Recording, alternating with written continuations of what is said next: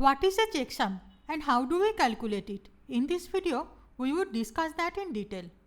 Sometimes we store a block of digital data or transfer the data from one place to another, and at the time of storage or transmission, errors get introduced. We need some way to detect these errors. A checksum is used for this purpose.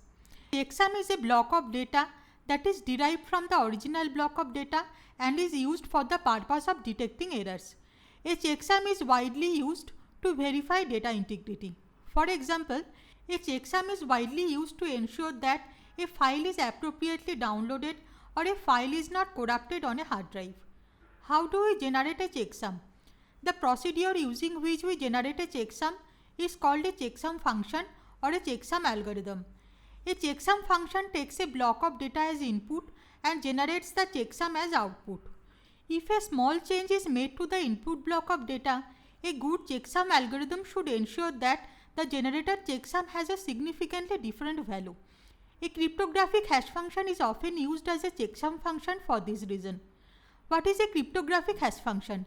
We have already discussed that in detail in another video. The link is provided in the description. So, how is a checksum calculated?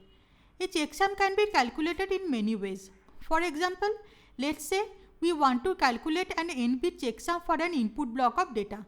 The block of data can be divided into several n-bit words and we can compute an exclusive OR of all the words.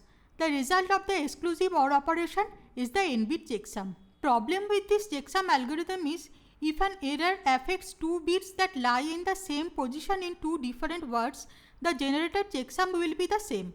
So, a better method of generating checksum is a cryptographic hash function. We usually use algorithms like MD5, SHA-256 or SHA-512 to generate a checksum. Even if the input block of data changes slightly, the cryptographic hash function generates a significantly different checksum value.